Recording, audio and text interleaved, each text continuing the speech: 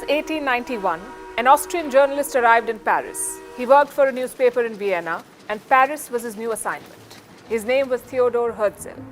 France back then was the land of the revolution. Herzl expected equality and free thought. Well, he was in for a surprise, because as it turned out, anti-Semitism was everywhere in France. As a Jew, Herzl knew all about it. In fact, it was a way of life in his homeland. But in post-revolution France, Herzl expected better. And then came a famous military scandal, the Dreyfus Affair. A French captain was accused of selling military secrets to Germany. He too was a Jew. The conviction later turned out to be false. But Herzl had seen enough. There was a massive outpouring of anti-Semitism. Jews were being targeted and abused. This episode made Herzl realize his life's mission. He needed to find a country for Jews, a place they could call home, a place where they could live without discrimination. The only question was, where? Herzl settled on the ancient homeland of Jews, Palestine. Thus, he founded a new movement for Jewish statehood, what is often called Zionism. Herzl himself is called the founder of political Zionism, but he died before Israel was created. Let me tell you the story of what happened in between, also why Jews left their ancient homeland in the first place, and how they came in conflict with the Arabs. Time for a flashback.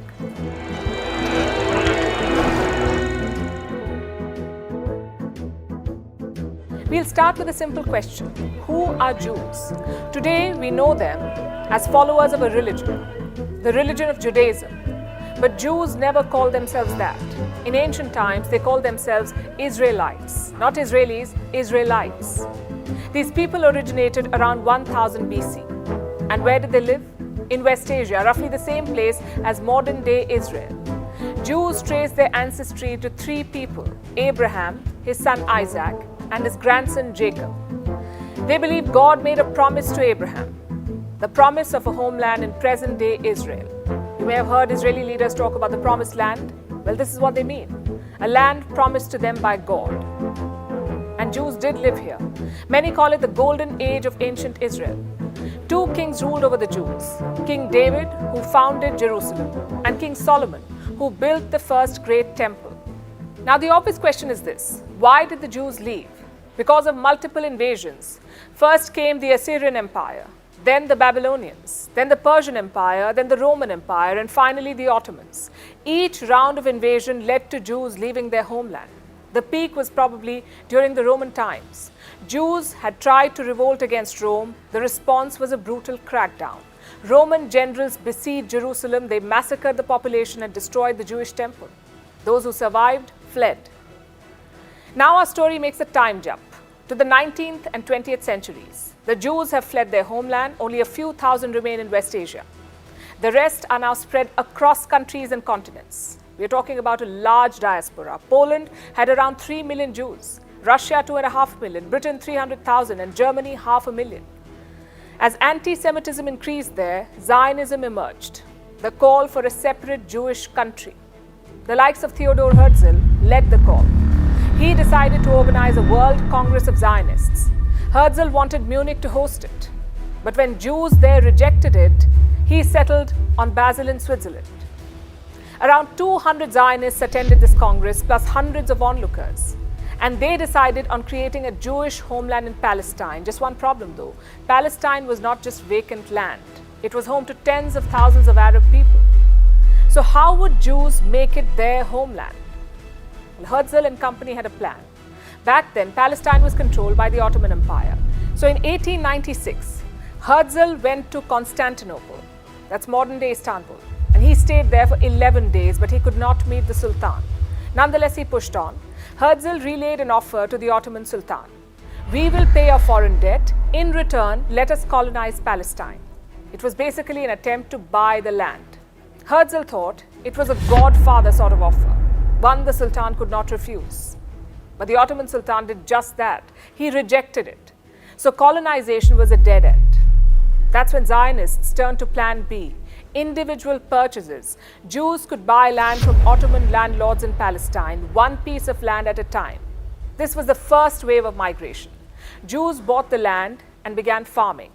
But to the Arab population, one thing was clear: The Jews were not there to assimilate, they were there to rule, because after buying lands, they fired Arab workers and farmers. They also set up their own towns and centers, like Tel Aviv in 1909. And these settlements did not look like Arab ones, they looked out of place. To put it simply, they looked European. Most of this was funded from outside. Jews had done well for themselves in America and Europe, like the Rothschild family, arguably the most powerful European banking dynasty. With their help, Jews bought land in Palestine. Still, it was a trickle. Things would pick up after the British got involved. Remember, this was before the First World War, so Britain was still the superpower. The Zionists asked London for help. The response was not quite as enthusiastic. Britain suggested alternatives to Palestine, like Uganda and Argentina. But the Zionists said no. They wanted their ancient homeland in West Asia. Then came the World War. Suddenly, Britain needed the support of Jews. So in 1917, they offered complete support. The British Foreign Secretary, Arthur James Balfour, wrote a letter to the Rothschild family. He said Jews would have a homeland in Palestine. He said Britain was committed to it, and after the war, they had the chance to do just that. The Ottomans were defeated. Britain was given control of Palestine. By now, Jewish migration had picked up. They were still a minority in Palestine, but they had their strengths. More organization, more money, and more support. An example of this was the Haganah. It was a Jewish paramilitary organization founded in 1920. Its job? To protect Jewish settlements in Palestine. The Arabs were no match for it. The Haganah had better intelligence, also better training, thanks to the British. In the 1930s, Jewish migration picked up again. The reason was Nazi Germany this time. Hitler targeted and massacred Jews by the thousands. So those who could fled. As the Jewish population exploded, Palestinians revolted. Jewish settlements and trains were attacked. So the British did what they do best. They said, let's partition. A Jewish state for the Jews, an Arab state for the Palestinians. But the Arab side rejected this. Much like today, their leadership was divided. So even when the proposals were favorable, they could not capitalize. And this back and forth continued through the Second World War. And soon Britain was fed up. They were financially and politically drained. So what did they do? Well, they packed up and left. They told the United Nations, it is now your problem. So the UN came up with a plan. And listen to this closely. The Jewish state would get 55% of Palestine, including the Negev desert. This state would have 500,000 Jews and 400,000 Arabs, so a Jewish majority. The Arab state would get 44% of this land. And this state would have around 10,000 Jews. Its areas would include the West Bank and Gaza. I know the math does not add up. 55 plus 44 is 99. So what happened to the remaining 1%? Well, that was Jerusalem. The city would be controlled by an international regime, basically the United Nations. Palestinians rejected the plan. But the Jews said, okay, we are now independent. In 1948, they declared the state of Israel. And almost immediately, Arab countries attacked them, namely 5 of them: Egypt, Syria, Jordan, Iraq, Lebanon. But wars are not fought on numbers alone.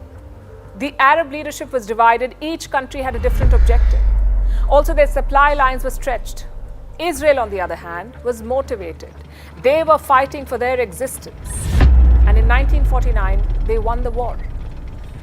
Israel now occupied 77% of Palestine. So after the war, you had 3 different parts: the state of Israel, the West Bank controlled by Jordan, and Gaza controlled by Egypt. And the Palestinians? It was a nightmare for them.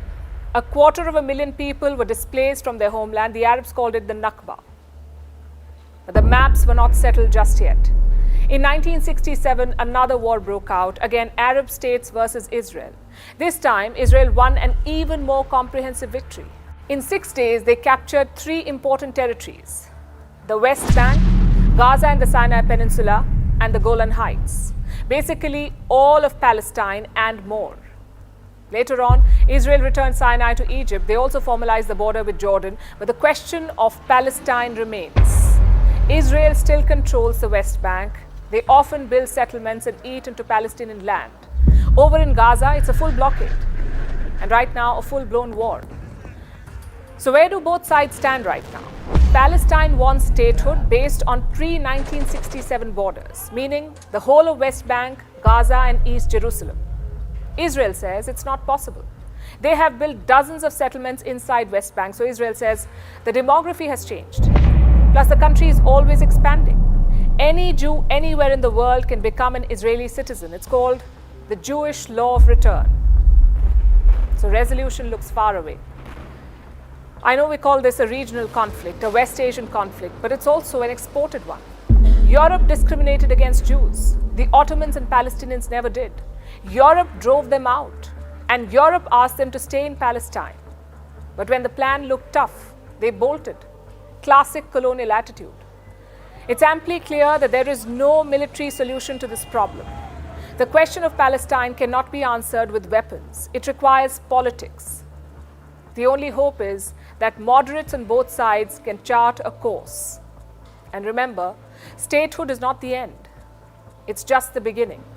Because after that comes neighborhood, the challenge of building friendship between the two states.